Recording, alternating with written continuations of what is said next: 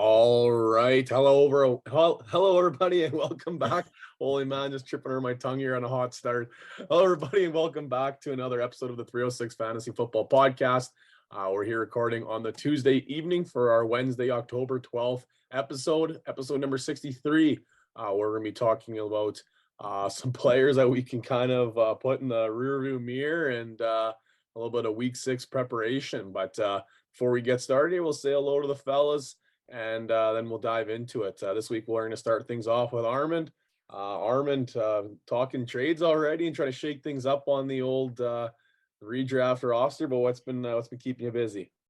Football and family and just loving life. We went down to the lake for Thanksgiving and had a good Thanksgiving weekend there with the in-laws. And Griff ended up going swimming. So any of you who aren't from Saskatchewan, if you happen to be listening, like it's getting pretty cold here to be swimming. And the wife and I were going down to a park by the beach, and she was like, I was like, I don't know, we should go to the other park because if he sees the water, he's gonna go in. She's like, no, he won't. It's too cold. He won't. I was like, he doesn't know. Like, he's a baby. Well, not a baby, but he's a toddler. He's never experienced water in the fall before. Yeah. And sure enough, he wanted to go in. He took his first few steps and he was like, oh my God. But then after he got used to it, he ran around in the water for like half an hour just in his diaper. What lake were you guys at, Armand? Candle Lake. Oh yeah, nice. Yeah, and that's a cold lake to begin with too. So I can imagine how brisk that would have been. Yeah, it was a little chilly, but he was loving it. And then we just bundled him right up after, and he was good to go. Right on. Zach, how about you? How was the nice little bit of a long weekend? Yeah, the weekend was good there, but as Armin's story went on there, just the check marks for the old CPS checklist there was just going off. Kid in the lake, kid in the cold lake, kid in the lake in his diaper. Oh man, Child Protective Services was just like, my man, I'll see you tomorrow. Yeah, who's this Armand guy? Yeah. Oh man, yeah, mine. Man, well, first of all, it was kind of bunk. I had master's classes Friday, Saturday, so I don't know how that ended up getting scheduled on the long weekend. That kind of sucked, but a little bit of reffing, and then actually got to go down to Battleford and visit my parents and family for a little bit, which was awesome because I haven't seen them in, well, I think honestly since my wedding. So it's been quite some time. It was a busy summer and busy start up to the school year. So it was nice to get some time with them and my brother and see my niece and nephew and whatnot. So that was pretty awesome. Then back to work and back to the grind here. So before we get started here, two things I want to talk about. First of all, is there a worse football game that you can possibly think of in your years of watching football than that Thursday nighter we watched between Indianapolis and Denver? Either one of you, I guess. The Armand shaking his head, but Zach, you got anything that could rack the brain to compete with that one? I didn't get to watch the game. We were actually in North Battleford for football, but we had the one assistant coach keeping his eye on his cell phone, and he was like, there's been like 3 trips to the red zone where the Broncos haven't done jack diddly. So from what I heard and from the articles I read, yeah, it was pretty poor. But I'm sure there was some like Browns Jaguars color rush game from like 4 years ago that was equally as bad. At least one of those games had a touchdown. Like this, it was incredible. Like, if you would have watched TSN, the highlight recap of it, that's it. That was the highlight recap right there. Me pausing for 3 seconds. Like, it was unbelievable. And it was like one of those ones where it's like, I just hope this goes to overtime because that just makes the most sense that this terrible football game ends up going overtime. And sure enough, there it went. Honestly, it was like a car crash. It was just so bad. You just couldn't stop watching it, but you just complained the entire time. Then we got a nice little treat there coming back on the Monday nighter. And a little story for you guys in the Dynasty League that I was emphasis on the was undefeated in. I needed like 40 points, I think it was, or 37 points from Travis Kelce. And he had Waller playing and I had Kelce playing. And my team crapped the bed big time. But, Travis Kelce, who knows, checking in late in the first quarter. I think he got 1 point or something like that. middle of the second quarter, he's had like 2 points. And then if you watch the Monday Nighter, you know what happens. He ended up with 4 tutties on, I think it would end up being like 55 or 52 yards on 7 receptions. Like, so I ended up losing by, I think it was 2.5 points or 3 points or something like that. It ended up getting pretty close. It was a riveting Monday Nighter, still followed by an L, but it was a lot of fun to watch. That has to be the most efficient 4 touchdowns in NFL history for like the amount of yardage he got. I had him I have Kelce in a redraft league that's standard, so not even getting any points for the receptions. So I looked at his score thinking, oh yeah, this is going to be awesome. And it was like 25. I was like, just a regular day for Kelce. Yeah. We're watching, you know how most fantasy players are watching you. The game's going on. You're thinking about, okay, I got this many points. How can I get the ball back in his hands? I'm thinking, okay, Vegas, you got to score. This game's over. They're going to burn the clock. Vegas goes down there and throws that bomb touchdown to Adams. And I'm like, oh my goodness, this game's going to be tied. The ball's going back. And I think I needed like 2 catches for like 20 yards and I would have won.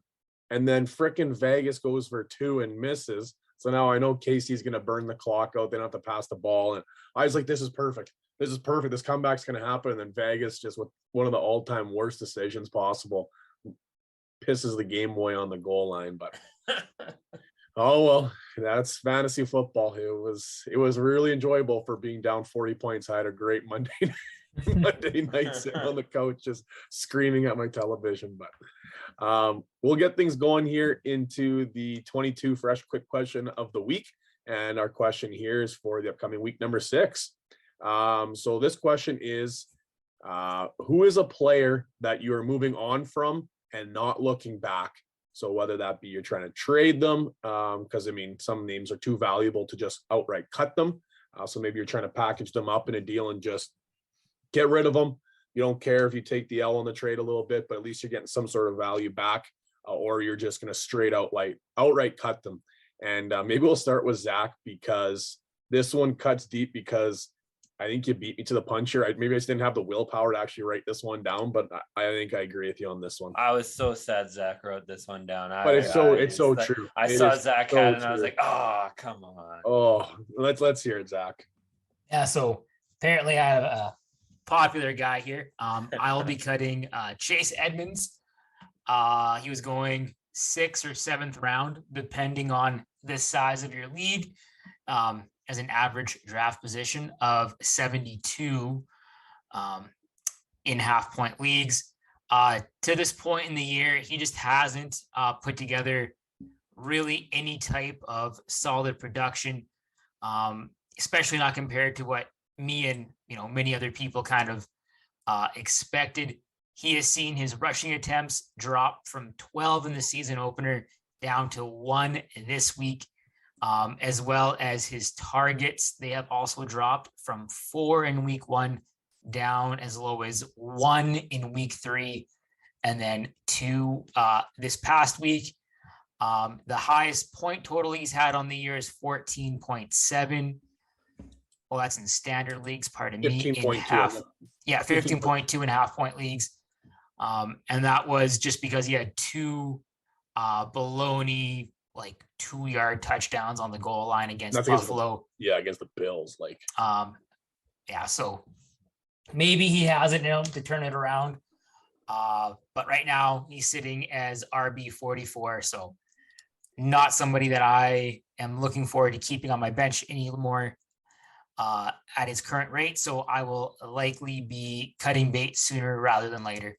There was a lot of value to be had there, I think, especially if you thought this Miami offense was going to take a step forward. And I think there is value to be had, because if you look at Raheem Mostert, he's taking complete advantage of that. And we talked about him, I think it was either the week 1 or it was the leading up to the week 1. That was somebody that you might be adding to your waiver wires. And that was one of the names that we discussed, was if Chase Edmonds kind of doesn't pan out like we think it is, then Raheem Mostert obviously is going to take advantage of those opportunities.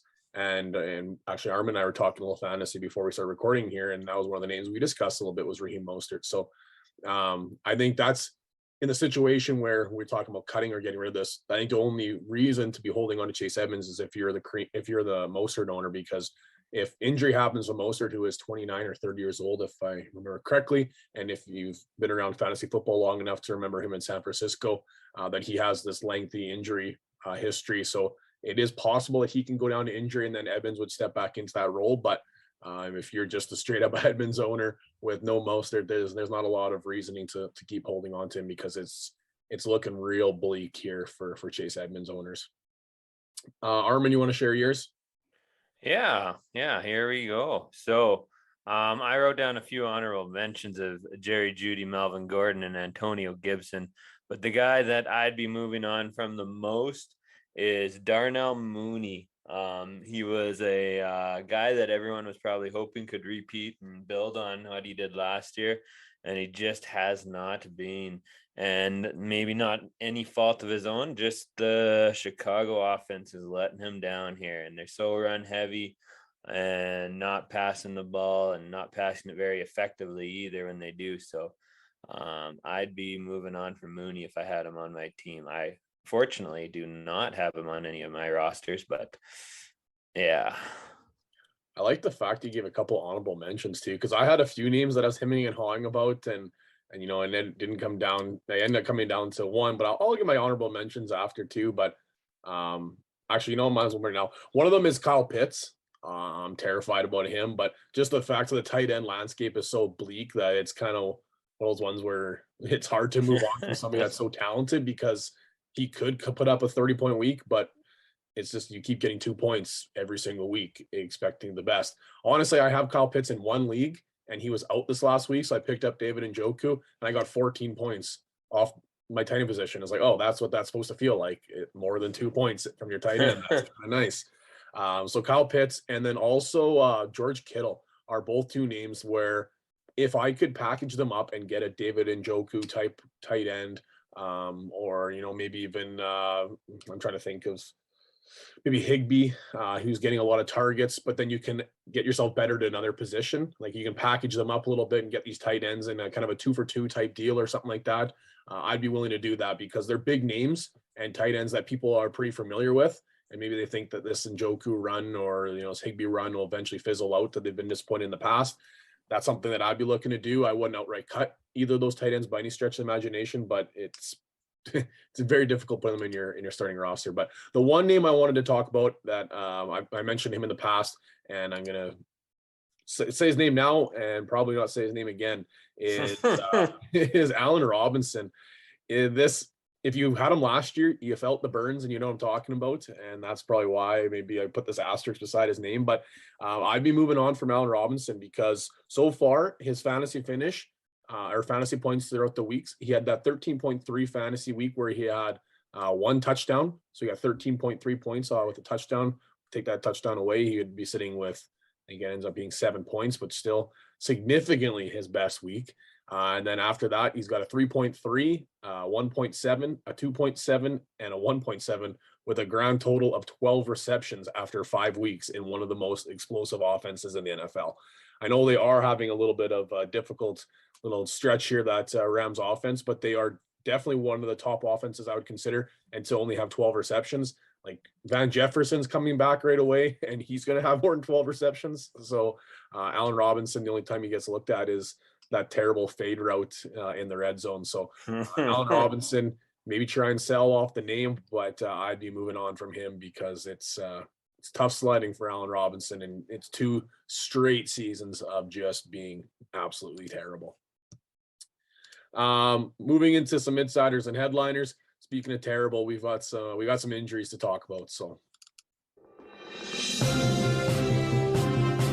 I've just been handed an urgent and horrifying news story.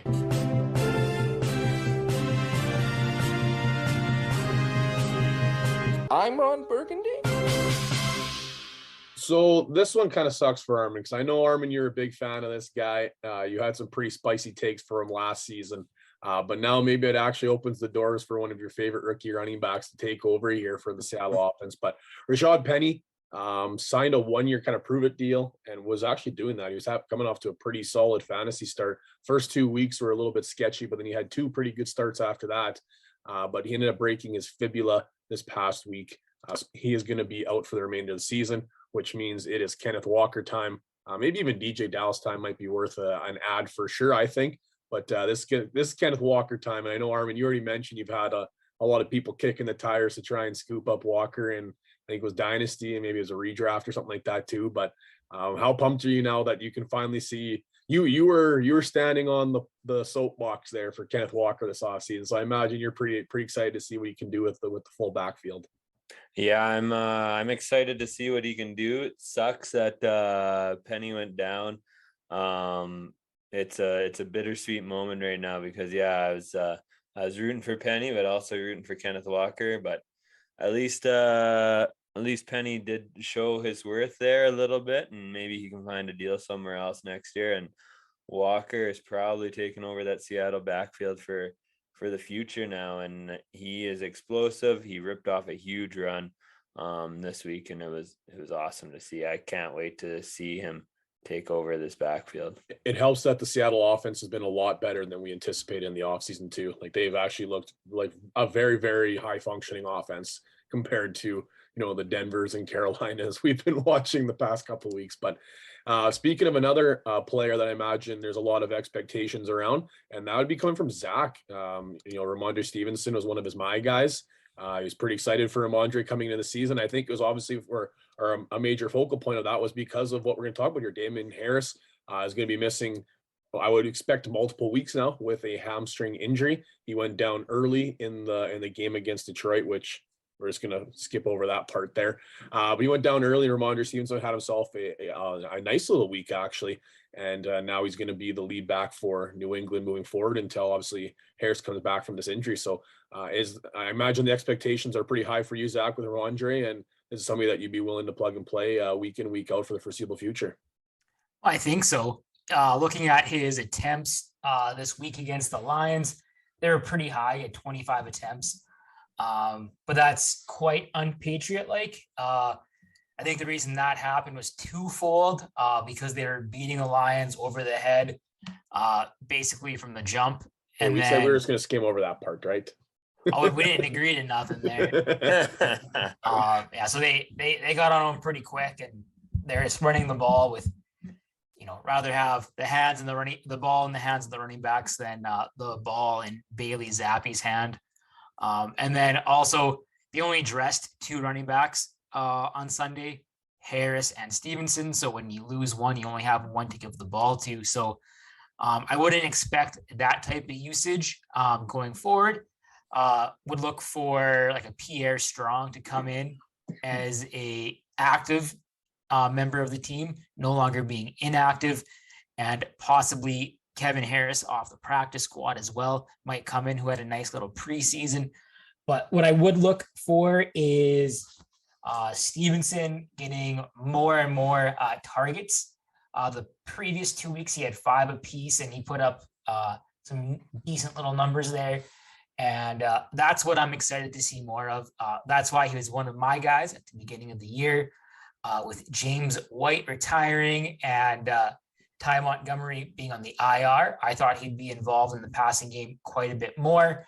And maybe with him just being on the field more now, out of necessity, he might finally get those targets. Well, and he's going to be the goal line back now too, for sure. Like each game you kind of look into, you would speculate who gets it, but it's kind of one of those, the Patriot system seems to be one of those hot hand systems, especially in the goal line, because it's been kind of back and forth on who's been getting it. So now, at least you're going to get the receiving, well, hopefully get the receiving work, but then guaranteed to get the goal line work as well too.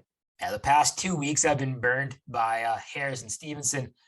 2 weeks ago, I went with Stevenson, and he burned me pretty bad with Harris having like 20 plus points. And then this week, I'm like, all right, learned my lesson. I'm going to play Harris. And, first couple of series there, he's gone. So I was like, I just can't win with you guys. God dang it. I'll give you. Do you guys wager wheel this game?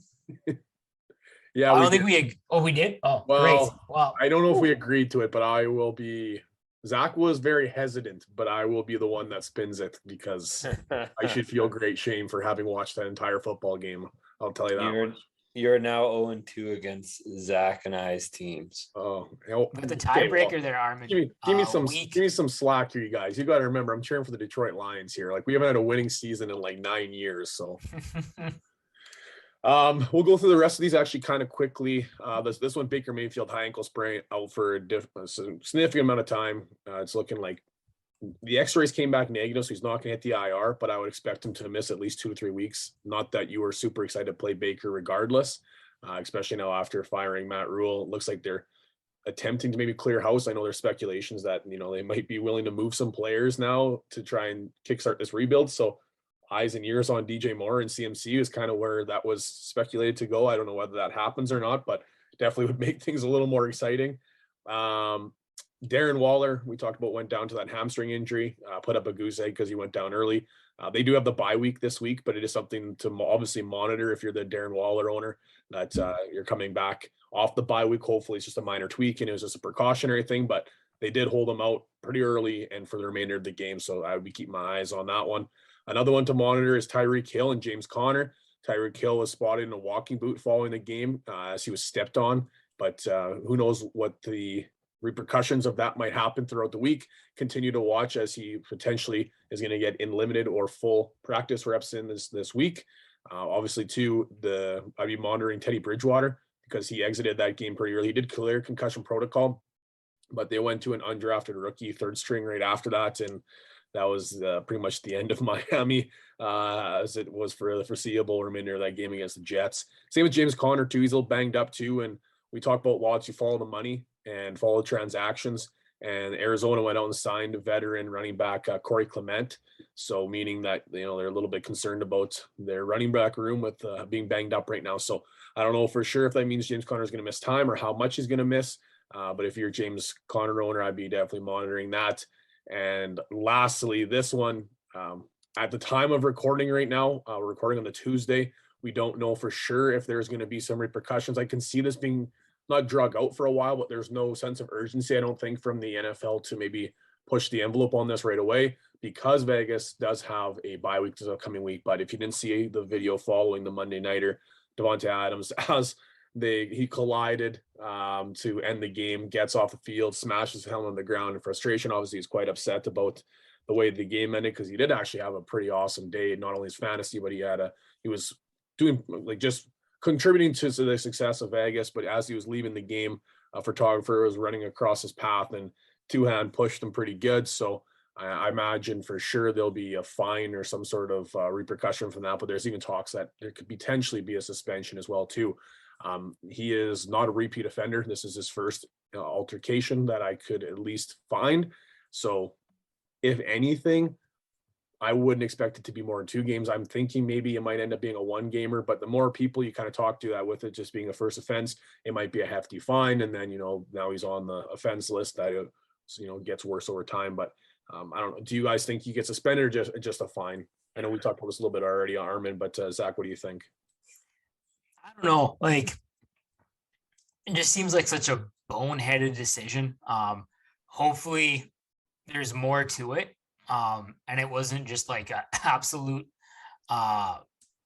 terrible decision from Adams.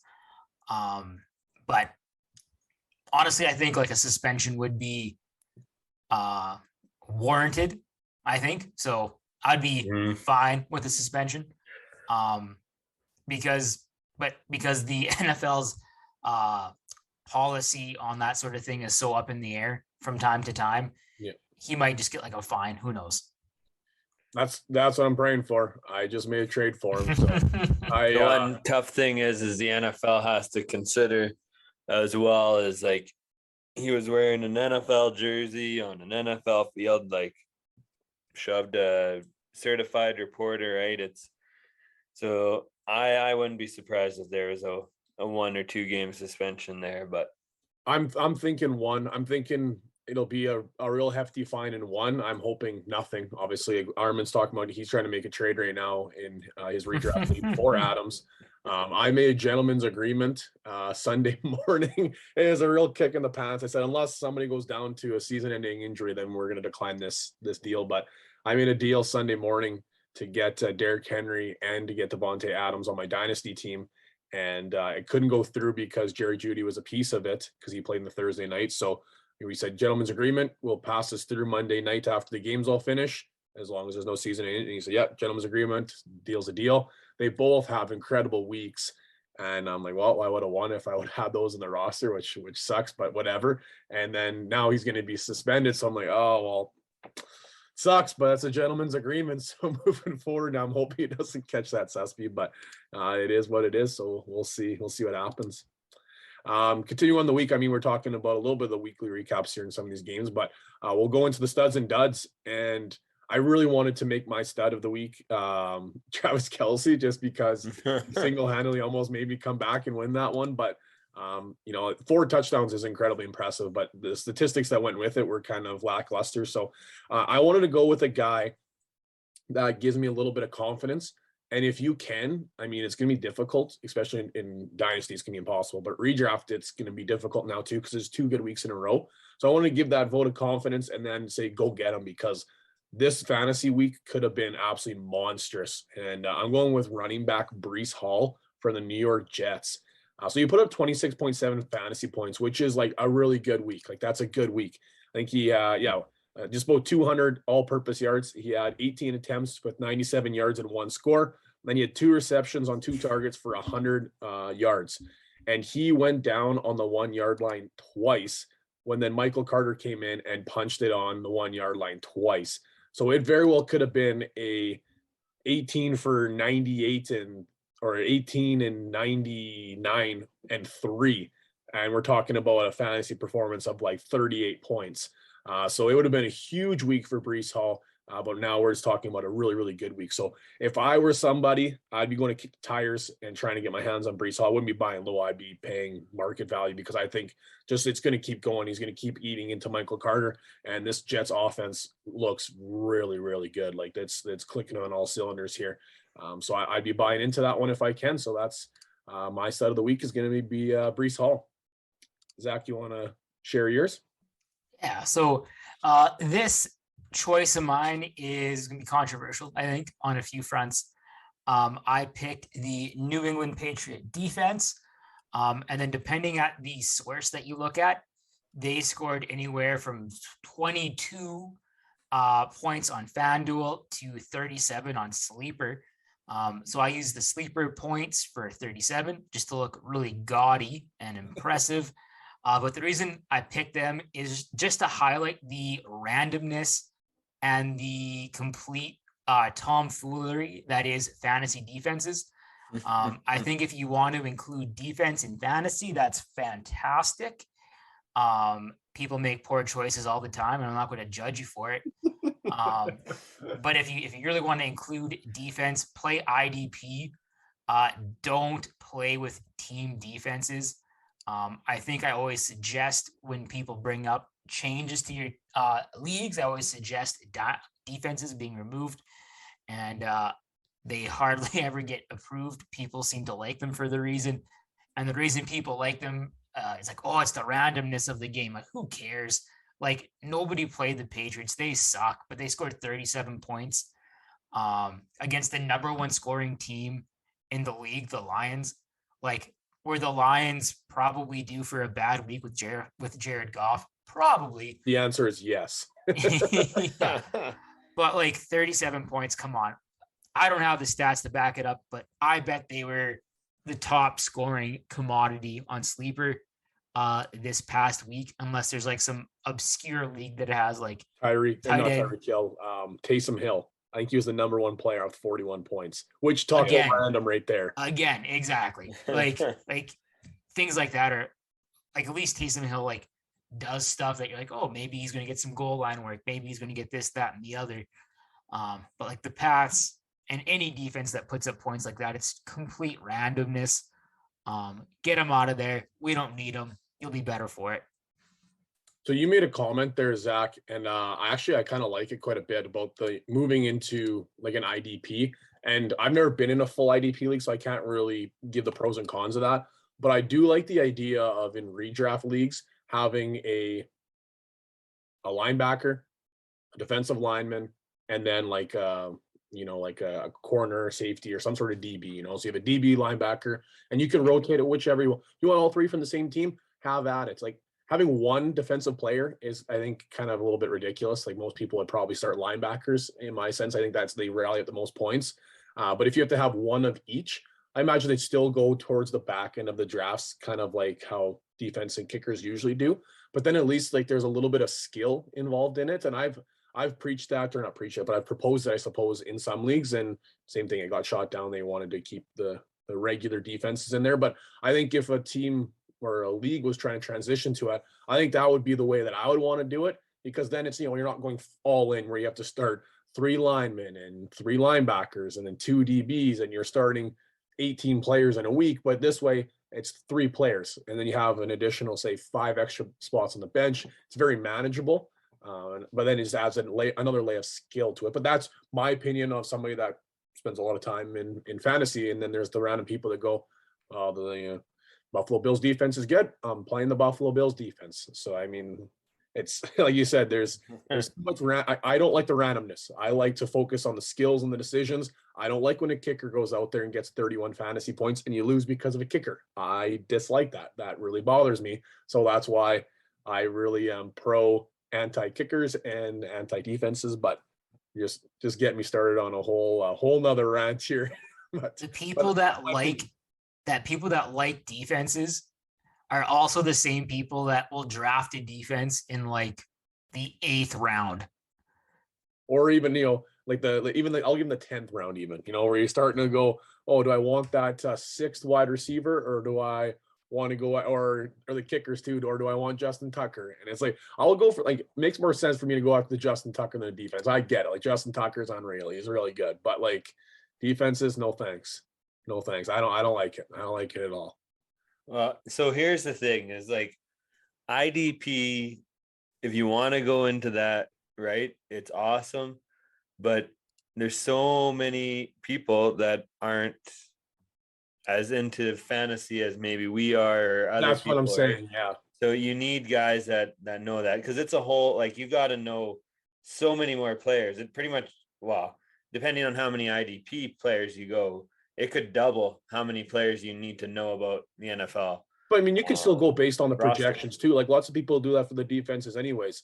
You look at the projections and, Pittsburgh's projected to get 9 points and Cleveland's projected to get 6. Well, I'm going to pick up Pittsburgh. There's no rhyme or reason to that, but you can also look at, okay, Vern, you've been looking at the brothers like JJ Watt versus TJ Watt.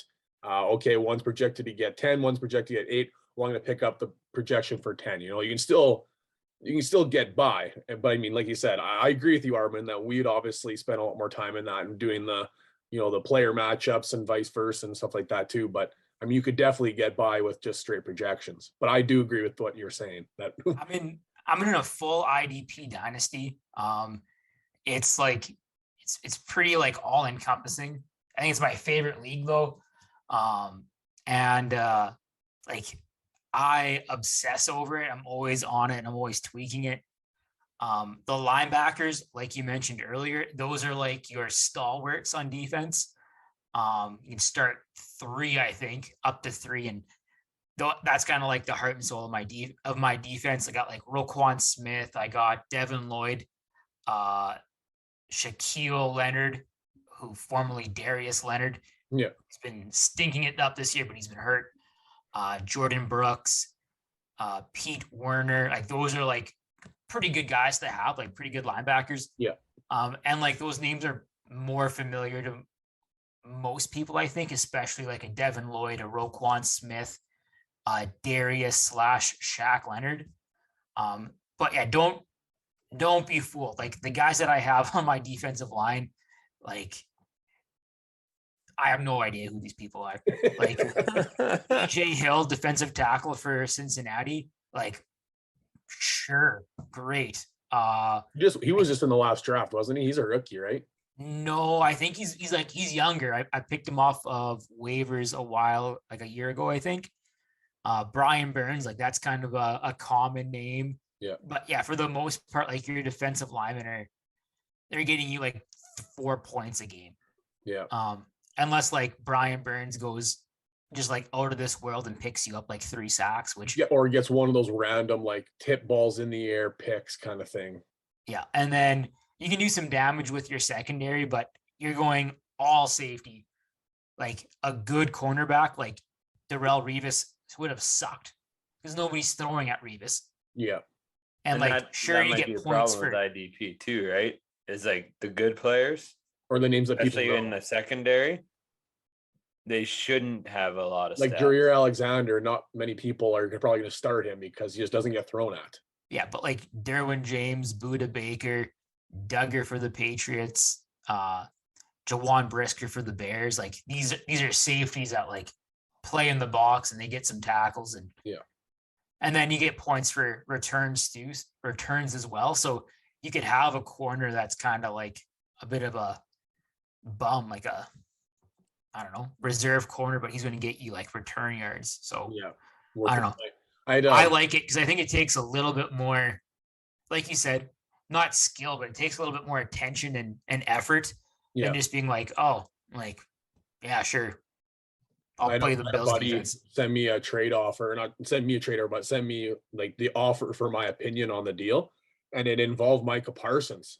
So right off the bat, I said, I'm not an IDP league, so I don't know basically what the value of this stuff is, but I said, I know that obviously linebackers carry value. Micah Parsons is very young and very good. So I don't know. I can't give too much value. I can tell you about the offensive players and what I perceive the value is, but I had a hard time evaluating this offer because I just don't play it. So I don't know what that offer is. I don't know how many points Parsons would get. Obviously, I know he's a young linebacker, so I imagine that carries a lot of value, but he goes, yeah, he'd be real good. He's probably one of my better players on my team. So it was hard to evaluate that. I mean, we're talking a lot of defense here and which has an impact on most people right now, but this is more a pitch, I would say, to obviously transition next year, I would say. And maybe, this is something that we maybe put in the charity league next year. It's one that we like to have a little fun in the charity league. It's a little usually obscure rules. Maybe that's something that we'll look at doing next year. Before we move on, I just want to add one more thing.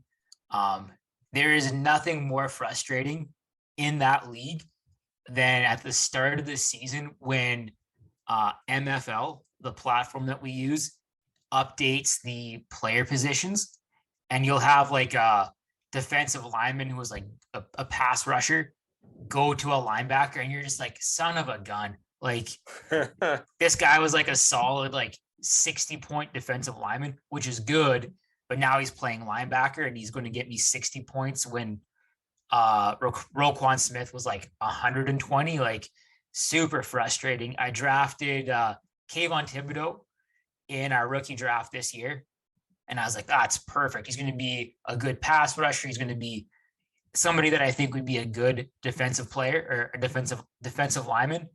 And he was listed as a defensive lineman, but like a week later when they updated the positions, he was a linebacker, and I was like, shit. So as an outside linebacker, just technically a pass rusher, like that's just yeah. So I went straight to everybody's roster in that league, and I fired off a 1-for-1 trade for their best defensive lineman. Ended up getting burned, so pretty happy about that. Yeah, that's a tough one. I'm curious, talking about the positional stuff. I'm curious if something's going to happen with Taysom Hill here once again. Now we've crossed this bridge a few times, but that's now we're really diving deep into this here. Armin, do you want to share your stud of the week? Yeah. Zach, someone must have really hurt you for us to take this defensive detour here. You must have got burnt hard in some redraft league, someone playing Patriots. But my stud of the week is none other but Lenny Fournetter, fan favorite of the show. Fournetter. Hold on, I think I have the drop still. Hold on, let me find it. Get the net. There we go. He put up 30.9 half-point fantasy points this week. 14 rushing attempts for 56 yards, which doesn't sound like much, but then he also had a TD and then 10 catches for 83 yards and a touchdown as well. So that tweet that Fournette put out saying touchdowns are on the way, it's a little later than what he was probably hoping, but finally happened, and glad to see him finally in the passing game a little bit more. And hopefully he continues to roll now that he's got his feet underneath him as well. And the weird thing too is that Rachaad White is starting to emerge a little bit more and more every week, and yet Fournette still had his best week yet. So that was pretty fire cool under his butt a little bit, eh? Get the fire going, eh? Get the fire under his butt, keep him motivated. Yeah. Okay, we'll get into the duds here. Something that I like to do personally when we do the dud section is somebody that's I think is still pretty talented or pretty good. And then they have the bad week. So it gives a little bit of incentive to maybe try and go and target those people, especially in redraft. In Dynasty, it's a little bit harder because there's that built-in longevity value. But in redraft, when somebody's a bad week, lots of fantasy managers maybe get a little bit tilted or they get pissed off and maybe actively looking to trade that person. And the person I'm going to talk about is Drake London, rookie wide receiver from the Atlanta Falcons. Now, this one comes with a maybe a be warned, like a warning label, because it's 2 bad weeks in a row. And it seems inevitable that a QB change is going to happen in the near future here. Atlanta is struggling a little bit, and they need to figure out what they've got in Desmond Ridder, as they are going to be eventually, I'm guessing, a top 5 draft pick in the upcoming NFL draft. That they need to figure out what they've got in Desmond Ridder, because the long-term answer, you don't know unless you play him. And they're going to get in a situation where if they don't play him at all this season, then you're coming up to the draft. You have this kind of highly aspect draft pick hype coming draft season. You got him pretty late. He's pretty mobile, pretty athletic, but what is he? And then you're going to be kind of playing this what if for the remainder of the season. So I kind of foresee a similar situation like what Pittsburgh did and getting Kenny Pickett in early. I kind of see something that possibly happening in Atlanta. So is that QB change going to be good or bad for Drake London? That's tough to say. So that's where this trade target gets a little bit sketchy, because he was getting peppered with targets early in the season, and those targets were coming in about a 60% reception rate, which was helping carry him into some fantasy relevance. But 2 bad weeks in a row. This past week, he was 7 targets, 4 receptions for 35 yards for a total of 5.5 points. So there is a bit of sketchiness with Drake London moving forward. And I think fantasy managers might be feeling that a little bit. So there might be a buy low opportunity for Drake London. So I'd be going to look to kick those tires on a bad performance from Drake London. So he's my dud. Zach, are you looking to do the same thing with yours? Yeah, like this is somebody that has put up some very impressive weeks to this point, and somebody that I was starting with complete confidence up until this week, and this week it just didn't come together for him. Christian Kirk put up 2.1 half-point points this week on only 1 of 3 receiving for 11 yards. I am not going to sit here and BS you and tell you that I watched that game. My wife gave me a very strict limit of 1 game this weekend at the in-laws house. So use that on the Patriot game. But yeah, it was very surprising when I saw that stat line Sunday night. So I don't know what happened, but hopefully it was just a blip on the radar and things are back up and going for him. So you know what, Zach, I'm sure my wife would have given me the same limit, but my mother-in-law is actually a sport fan, just any sport she likes to throw on and watch. So she threw on the NFL this weekend, and I didn't even have to. Heyo. God bless. Yeah, you made the right decision, Armin. Well done. Thank you. Speaking of this one's gonna hurt a little bit, Armand? Yeah, you're done. This one's with a little bit of disappointment in the voice. It pains me to say his name in the dud category. I don't even know if I want to. Jordan, can you say the name? Yeah, that would be running back number 2, maybe running back number 3 of the Green Bay Packers. Okay. Dylan. Yeah, he's not running back 3 on the team. I just got to throw that dig in there. Yeah, you know what? This one hurts, and kind of like what Jordan said, a guy with lots of potential that you might be able to buy low right now, because this is probably going to be his worst game of the year. But he only put up 3.4 half PPR points, and it doesn't even matter if it's PPR standard. He didn't have any catches this game, not even a target. He ran 6 totes for 34 yards, and like what's painful about this one is that that's actually not bad efficiency. He was over 5 yards a carry. I don't know what Green Bay is doing with him. Like I feel like they're misusing him. It's he deserves more usage. It was a weird game though too. Like, I don't know if you guys got up and watched that one that morning. It was a weird one. Like they were up decent points, and then Giants chipped away.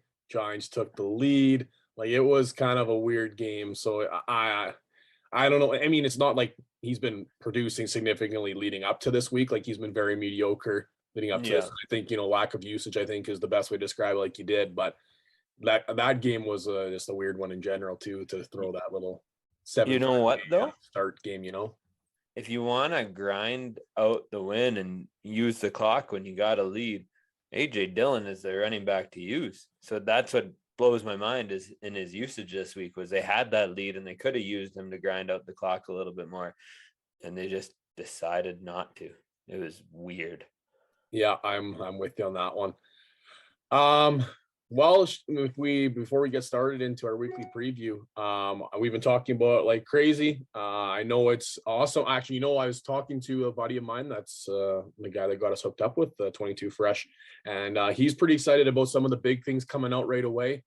Their winter selection is just around the corner, and I know we're a football podcast, but he did tell me that they've got some really big things cooking here to do with the NHL, and some partnerships coming up with some of the NHL teams right away. I know if you've been on their website and you've seen on their social medias, they partnered up with Bauer, and they got David Pastrnak, big time hockey player for the Boston Bruins, to be one of their, I guess not spokespersons, but he's kind of wearing their 22 Fresh gear around and stuff like that, and kind of being their poster boys. So they got some big things coming to do with hockey. I know we are a football podcast, but that's awesome if you are just a sports fan in general. And obviously the merchandise speaks for itself.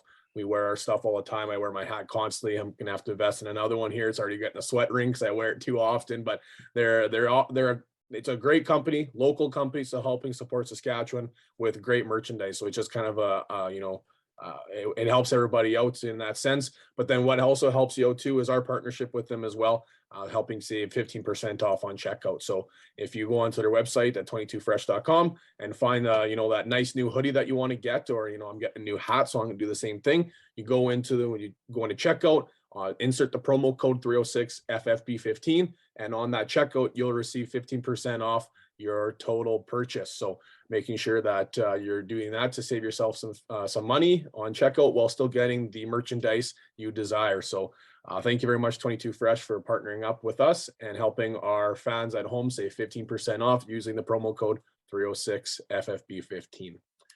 With that, we will get going into our weekly prep.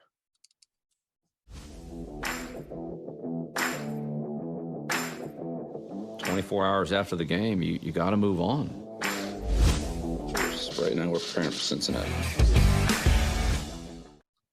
Last week, actually, you guys hit the nail on the head, especially Zach. I think your George Pickens one was pretty gutsy, but that one paid off. I think you have 14 points or 14 points, something like that. And Armin, me and Mostert looked good.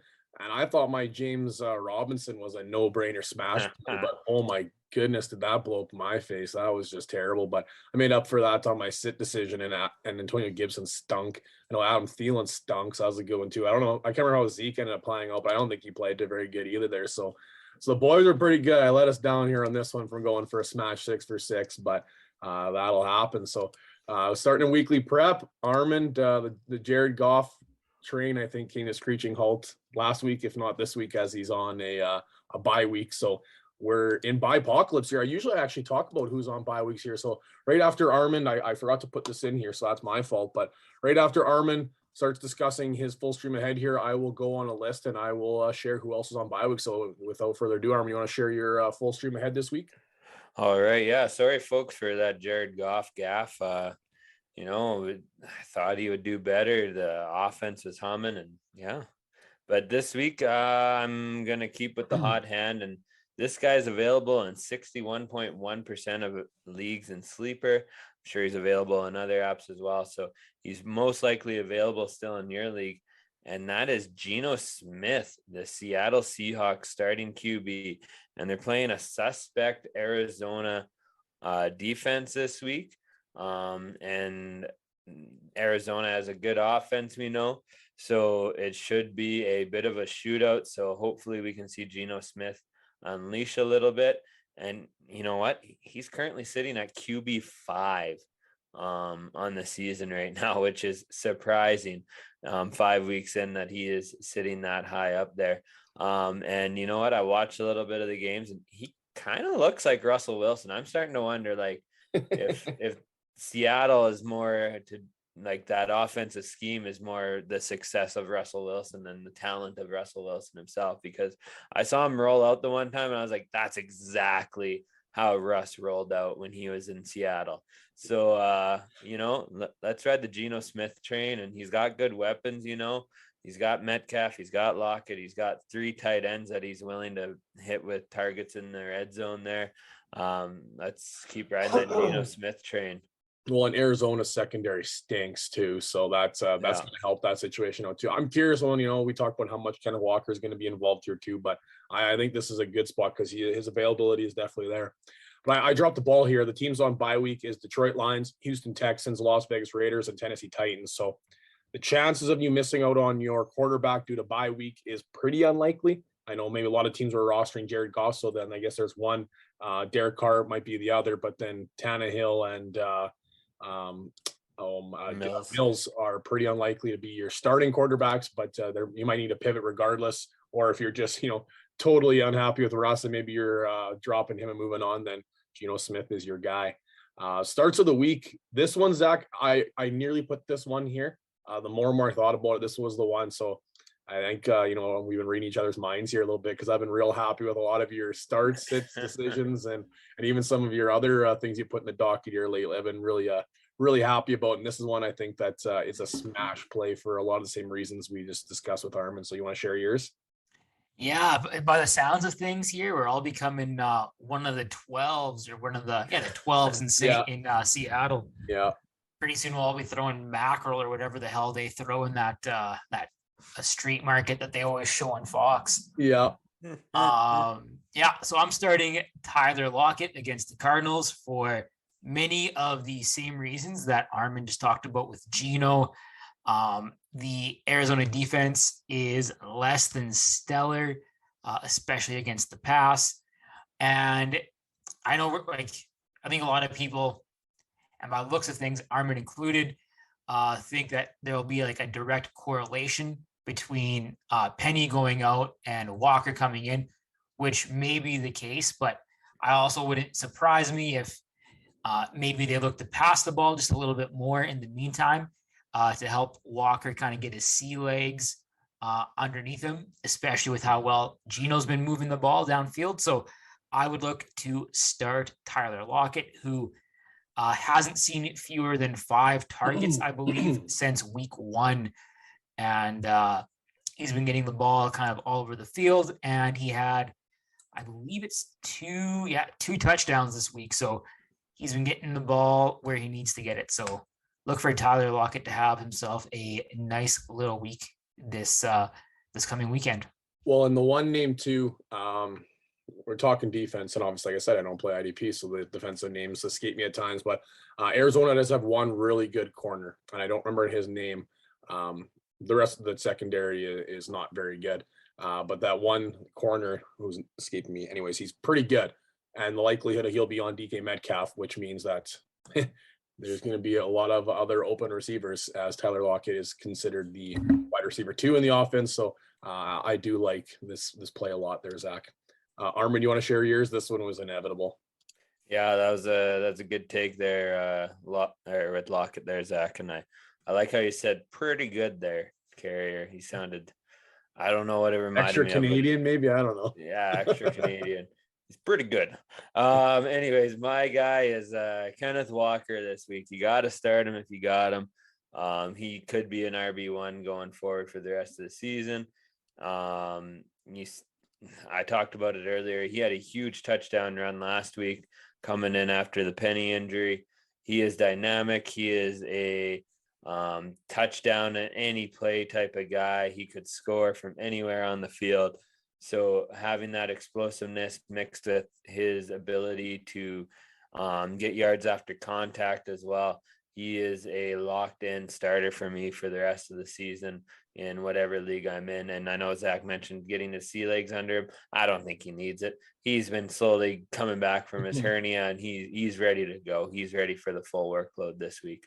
Armand, it was such a good pun, though. His sea legs, come on. Yeah, I liked it. Thank you. Yeah, and I think the best part of what you said too, Arm, I don't know if you can expect a 30-point game from him, but if you got him, you got to play him. Like, what else are you looking? What else are you holding him for? What else are you looking for? Like, what more could you want from a predominantly run-focused offense from a explosive player? Like, what more could you want? What more would you need to be able to put him in? Like, do you want to see him prove it? Like, I don't know. I think this is a no-brainer, but I think people need the confidence to do it because a lot of people, they want to see it happen first. And I think this is a great decision. You got to put them in your roster. My start of the week is actually in the same game. So it just happens to be all of our starts. I think we must think that this is going to be an explosive game. I'm going Rondale Moore, wide receiver / utility knife for the Arizona Cardinals. And I actually had Rondale on a lot of my rosters late in drafts because I was really excited to see what could happen from Rondale with the suspension. So he was going to be a focal point in this offense, I thought, with Hopkins being out. And then he was injured for the first 3 weeks and coming off this injury. And his utilization is starting to go up a little bit here. And obviously you're looking at Hollywood Brown, who's had himself quite a good season so far. And Seattle gives up quite a few points. We've looked at some explosive games that Seattle's been a part of. So I'm looking to target some opportunities in that offense there too. So I think this sneakily might be one of the more exciting games of the week. I know we're all pretty excited for the KC Bills game, but myself and Lucas pre-recorded his takes. So those will be coming up here in about 5 minutes or so. And we talked about the possibility of that being a trap game. We talked about that lots last year where those potentially high explosive games kind of let us down a little bit.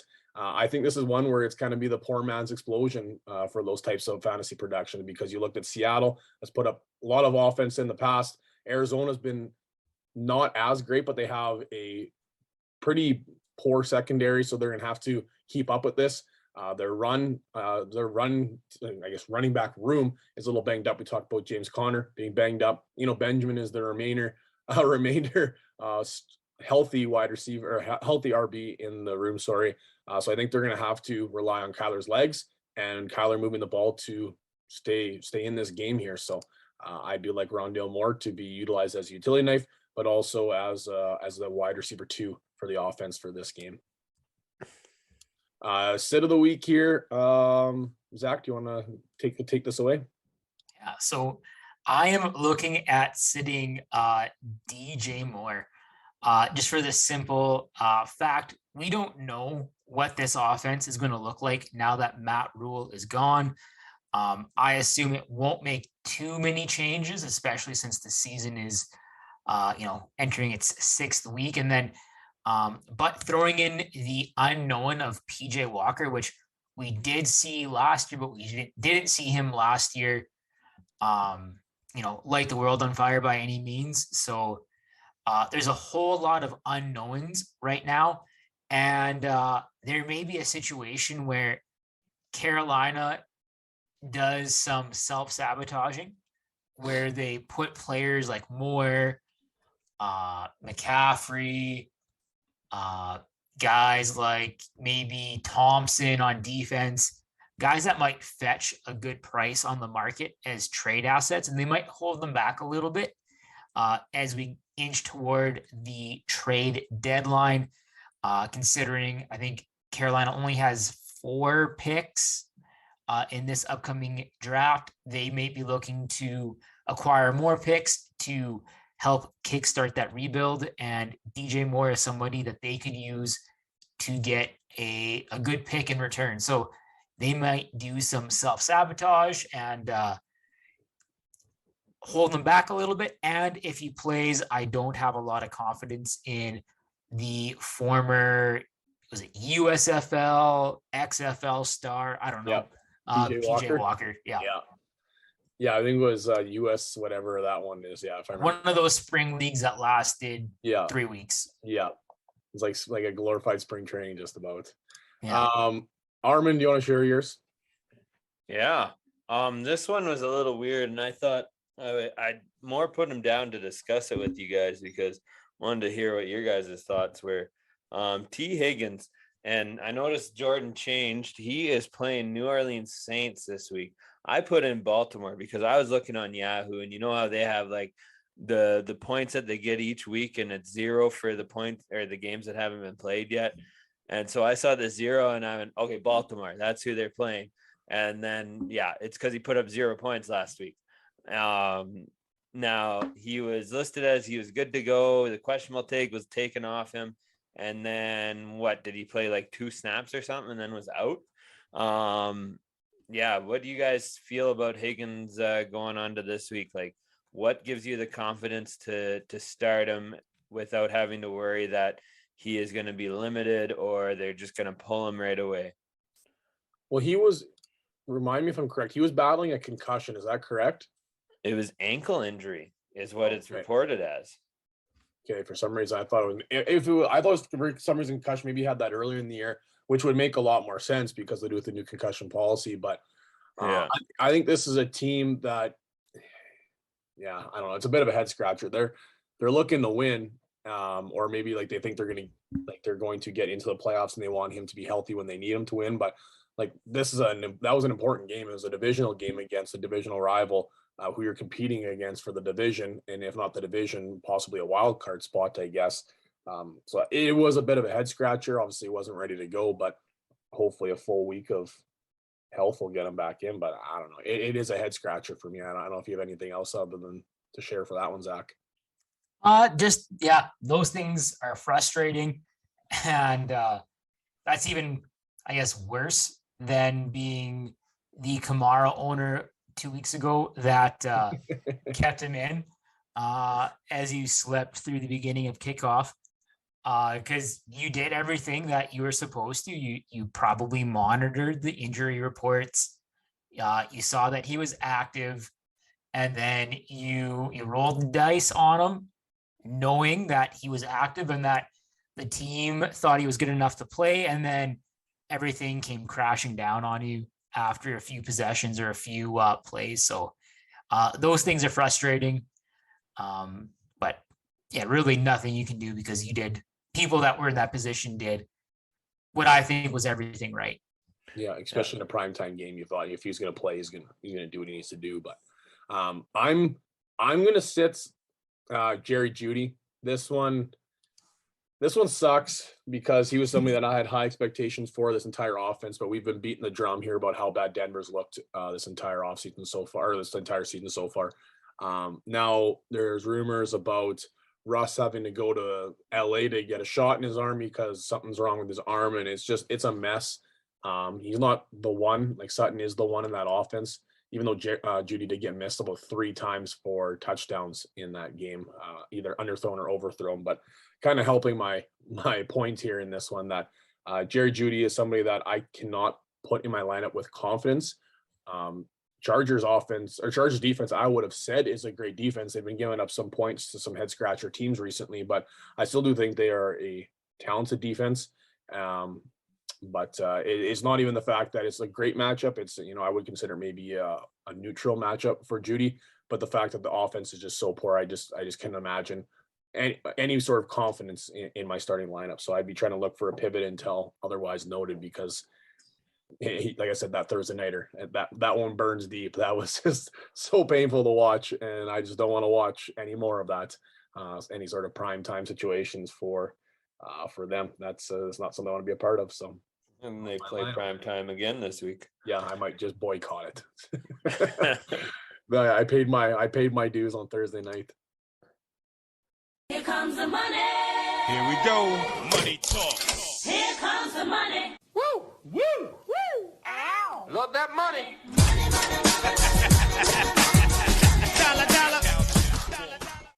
All right, here we are back with another edition of Wellsy's Wagers. We're doing the Week 6 edition here. It's tough to say this first week below 500, and I'm not going to put a little pressure on him, but I know the guy's going to bounce back here. But Thursday, he was a record of 1-2. That one's just let's just chalk that up to literally the worst Thursday night football game I've ever seen. Thursday night just sucked. I remember texting Jordan, and the last play of the game, we could have went 3-0, and Somehow could have went 3-0. All we needed was a touchdown to Judy. Judy, I think, was pretty much wide open, and Russ decided to force the ball again. So one of my buddies, he listens to the pod and follows us on Instagram and stuff. He messaged me. He goes, the fact that Wellsy can go 3 for 3 on literally this last play of the game might be the luckiest man on the planet. Oh, it was insane. There was so much. I had so much pressure on myself watching that last play, and then it was incomplete, and I just felt completely defeated. And the fact that like Russ missed Judy on 3 wide open touchdowns is demoralizing. But hey, that's all right. 2-2 record on Sunday. That, you know, you're winning some money, especially a couple of the odds there. Like, you're not losing money, that's for sure. Nope. And then so that puts him at a weekly record of 3-7. Like I said, first time below 500, but not a big deal because he's batting still 59% at 13 for 22. So I would consider anything above 50% overall is incredibly good. You're definitely winning money in that point, and some of those ones were some pretty good odds so far in the first couple of weeks that Wellsy's been on board. So batting at just about 60%, there's definitely no complaints there. I mean, you're taking money home. You shouldn't be complaining at no point here. Yeah, I know. Anything over, I would like to say anything over 55%, you're kind of making money. 50%, you're at about even 55, and up. That's probably the meal ticket right there. I mean, anything over that is gravy. We'll call that a heater at that point. Yeah, I mean, 13 for 22 so far this year. I mean, if you guys aren't following along, shame on you. Yeah, it's free money. Yeah, at this point. Okay, so what do you got here for week 6? Man, the Thursday nighter game is gonna stink. I think it's gonna stink. Bears versus Commanders. I took Bears money line minus 115. I think the under's at 38, so I'm gonna take the under on that. I got a high odd anytime TD here. If he plays, I'm gonna throw a little money on De'Ami Brown anytime TD. I believe last week was his first week. He's a little nicked up again, so it's not looking. I don't believe he practiced today, so it's not looking like he's going to play. But if he does play at plus 350, 2 receptions, 2 touchdowns. I mean, he's almost begging you to put money on him at this point. And then I got David Montgomery anytime TD plus 140. I mean, he's probably going to be the only guy that's going to score touchdowns for the Bears this week. So that's kind of where I'm at. I mean, if you guys can think of anything better, please let me know. Because, I mean, this game, there's not any big playmakers. I mean, yeah, it's about all I got for Thursday. Sunday, I think there's a lot of money to be made here. I got Bengals Saints. I'm going to take the Bengals money line minus 130. Jags Colts. I'm taking the Jags money line plus 115. Then we got the Browns and the Patriots, taking the Browns money line minus 150. Vikings and the Dolphins, taking the over on that, 44.5 at minus 110. Bills and the Chiefs. I'm taking the Chiefs money line at plus 130. I know the Bills look unreal, and they're looking like the best team in the league, and they very well could be. What you got plus money on Patrick Mahomes, Travis Kelce. Pretty tough not to take those odds, so that's what I'm going to roll with. I don't have it on the top of my head, but that's one where whatever the over-under is, I just want to smash the over, but that almost might seem like a trap. Because we've had this, I think we talked about a lot last year, where those big games, you have the expectations that it's going to be a lot of fun to watch, and there's going to be an absolute ton amount of points, and it's going to hammer you over, and everybody that plays is going to be fantasy magic. But this might be one of those trap ones, but man, do I hope it hits the over. Like the over-under on that one right now on, is it Tuesday? Tuesday, yeah. Tuesday is over under 54 points. That's a lot of points. So I'm going to stay away from that because I think, if anything, it'll be a trap game. But yeah, they're sitting at plus 130. It's kind of hard not to take Patrick Mahomes at plus money. I mean, this week on Monday, the Chiefs were down 20 points, sprinkled a little money on them to make a comeback like a full D-gen. Look at where we're at. Yeah. So, like, you look at that one. That's one where everybody wants to, bet the over, bet the over, bet the over. Like you said, trap game kind of situation. Like, you don't want to bet the under because you want it to be a high scoring game. But the chance of getting 54 points, like you said, that's a lot of points. That's a lot of points. That's a minimum 30 to 24 football game. It's got to be above that. Yeah. Like, that's still quite a bit of points. And both have pretty decent defenses, but explosive offenses. So I'm curious to see what this game's going to look like. But yeah, I think the Chiefs, if it's going to stay under, I think the Chiefs are going to have to hold the Bills, the air attack down. Because, I mean, realistically, the Bills' run game stinks. It's not very good. They have Gabe Davis and Stephon Diggs. So, I mean, if you can contain even one of those guys, chances are it's probably going to hit the under. And, like, Travis Kelce's not going to get 4 touchdowns. no, no, he's He's not. not. And he's got to take care of Josh Allen on the ground, because that's what's going to happen if this Chiefs defense is going to give up a ton of points. I think it's going to be Allen that's going through his reads, a lot of man defense, and then he's just going to see turn heads and he's just going to wheel around. So yeah, no, I couldn't agree more. But I think I'm staying away from the over-under on that. Like I said, 54 is a lot of points, and chances of it hitting the under are very likely. Yeah, but don't want to cheer for the under. No, life's too short to bet the under. Yeah. Anything else? I guess maybe we're at week 6 here now. Maybe a little bit of update. How's the fantasy teams looking too? Not very good, to be honest with you. I have one league. I'm like power ranked. I'll take power rankings as you will. I'm power ranked as the 3rd best team, and I am 1-4. I have not played a team since week 1 to score under 125 points. But sucks you got JT on that list. Yeah, JT's out. So I mean, way it goes. I mean, I'm in a dynasty with Jordan, and I believe Armin's in that league, and Zach as well too. And Zach. So I'm looking like I've got a pretty good chance there. I just made a big trade. I traded for in another league. Well, I guess in the dynasty league, I traded for DeAndre Swift. Jordan's been on my case about him, but he just fleeced another guy, so I might have to fleece him back. So we'll see what happens. I did just make another trade in one of my other leagues. I traded Zach Ertz, Antonio Gibson, and Tyler Boyd. I got Kittle, James Robinson, and who's the other guy? One other. Oh, Jerry Jeudy. So if you can see my face right now, that's absolutely unbelievable. So I mean, like realistically, come on. So yeah, I'm in another league with everybody's like brand new, as well. For the most part, most guys have done like 1 year, maybe 2 most. So I'm one of the more experienced guys. So I'm trying to get CMC. This guy's 0-5. I've currently offered him Darrell Henderson and Keenan Allen, and he said he's gonna mull it over for the day. So I'm gonna come back next week and let you know. That's where you twist my arm. I'll throw something else. Yeah, I'll sprinkle in another guy. I mean, that would give me in that league, I would have Derrick Henry, CMC, and Nick Chubb. And it's a flex. Yeah, you'll be doing all right. Yeah. Yeah, you'll be doing all right. So as long as I'm then in another league, I'm 0-5. So take that as you will. Yeah, I kind of blew my load last year, and I don't have anybody this year. So I don't want to say it too loud, but I'm 0-5 in one league too. It's only a 10-team league and 8 make playoffs. So I mean, I only got to sprinkle in a couple wins moving forward here. But 3 wins. Yeah, but I'm in trouble. It hasn't been good. Lost 3 more running backs in the last 2 weeks. It's been bad. Yeah, that stinks. Got to keep grinding. Yep. Right on. Well, thanks for joining us, Wellsy, in week 6, and hopefully we can keep getting that percentage higher. And like we said, we can get you close to that 70% mark. I'm not going to say it out loud. Maybe too loud for the people in the back there, but that's borderline heater territory. Yeah, that would be unbelievable. If I can go 70% for the NFL year, I might quit my day job. Yeah, knock on a little bit of wood for that one. But thanks for joining us, Wellsy. Anytime, boys. All right, that's going to wrap it up here for episode number 63. Here, fellas. Anything you want to add in before we wrap this episode up? I don't think we have to worry about any like 7:30 starts this week, so that's kind of nice. Yeah, it's a beautiful thing not having to wake up so early. Although I did kind of enjoy it. I woke up with the little toddler boy, and we watched football, and he played. Sip on some coffee and watch some football. It's not bad. I mean, if it was like 8:30, 9 o'clock, it would have been a little bit better. 7:30 is a bit of a stretch for me, but I'll take that. But no, one thing too with bye weeks and stuff, I will maybe mention too, is picking up players that you want to throw in there, or starting players that maybe predominantly wouldn't be in your starting lineup. And look at the Thursday nighters, the Bears versus Commanders. Maybe 2 teams you might not normally have in your lineups, but you might be forced into a situation where maybe you are starting.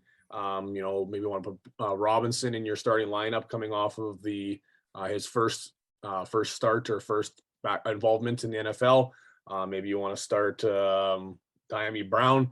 I'm just going to throw out some names there that are possibilities of entering your lineup. Make sure they're not in your flex. Make sure you're putting those into your starting lineup and leave that flexibility as you enter your Sunday, Mondays, just because we are entering bye weeks, we're entering injury time, et cetera, et cetera. So those are some common mistakes that you might make that might pigeonhole you in the remainder of the weeks. But anything else there, fellas, other than week 6 is upon us? Don't actually, we should have talked about this earlier. If you're that 1-4 team, don't mail it in. It's pretty easy to mail it in. I've heard lots of people say, "Oh, I'm selling out already for next year." And maybe if you're in a keeper league, I guess it sucks. You got to do what you got to do. But if you're in that redraft league, like there's lots of people I know that have been 1-4 sneak into that 8 or 7 spot. The whole point is to win money. And if you paid that $40-50 or whatever it was for your league, and all of a sudden you get a rocky start and you just mail it, and you still got a ton of football left. Do what you got to do. Pick up some players, make some trades, do what you got to do, and get yourself into the playoffs there. Keep the faith, like Billy Joel would say. Yeah, Keep the faith. Exactly. Maybe we'll wrap it up on that one there. Anyways, thanks for listening to episode number 63 on behalf of myself, Zach, Armand, and Lucas, as well as 22 Fresher, major sponsor of the NFL season. Thank you very much for listening. Take care, everybody, and good luck in week 3. Hopefully you don't have to be relying on any Denver offensive pieces here. So anyways, take care, everybody, and let's talk soon.